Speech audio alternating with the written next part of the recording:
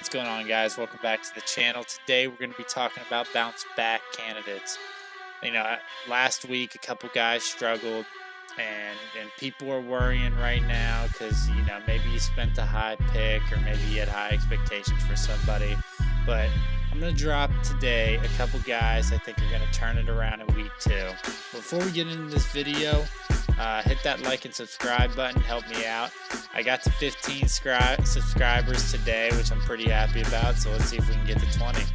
With that said, let's get into it. The first guy we have on this list is Nick Foles. Now last week, I put in my rankings that Pat Mahomes would be a top 10 quarterback, and sure enough, he was. This week, I am telling you, pick up Nick Foles. He's probably on your waiver wire. Start him, and he will be a top 10 quarterback. And here's why. 1, Tampa Bay's defense is terrible, and I would know because I am a hardcore Tampa Bay fan. 2, they just lost Vernon Hargreaves to the season, and he's on IR. So there goes their number 2 corner. Brent Grimes, their number 1 corner, is out as well. They are starting rookie cornerbacks. We have young safeties, and our D-line did not get pressure last week. That is a formula. I don't care who you are. If you got time to throw the ball and you have no cornerbacks to cover, it's going to be a nice day for you. He's going to probably have 300 yards passing and maybe 2 to 3 touchdowns. Possibly even 4. I wouldn't be surprised. But he is my bold prediction for this week, and I say if you see him in the waiver wire, pick him up. The next guy we have on this list is Matthew Stafford. Now, I see some people in message boards talking about whether they should drop Stafford or not. Like, that is crazy to me. Yes, the dude had a very bad week, and I started him in one of my leagues. But it's not time to panic. This is a guy that has been a top 10 fantasy quarterback 6 of the last 7 years. At the time he was out of the top 10, he was number 12. Like, he is consistent. He will bounce back, and he will have big games for you. And I honestly think you could throw him in your lineup this week and start him. I'm starting him this week against San Francisco, and I'm very comfortable doing so.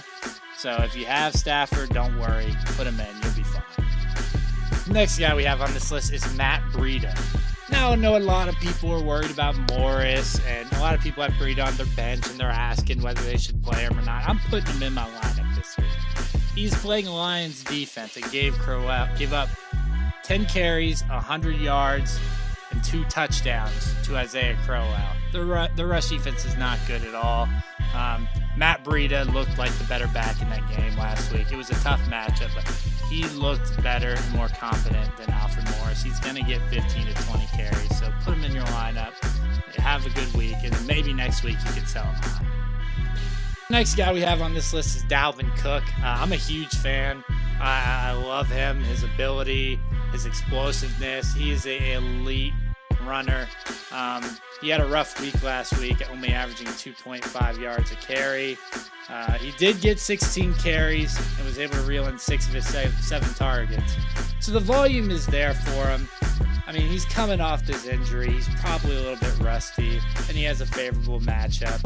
Don't worry about him. He'll have a bounce back week, and he's going to be your RB1 for you for the rest of the season.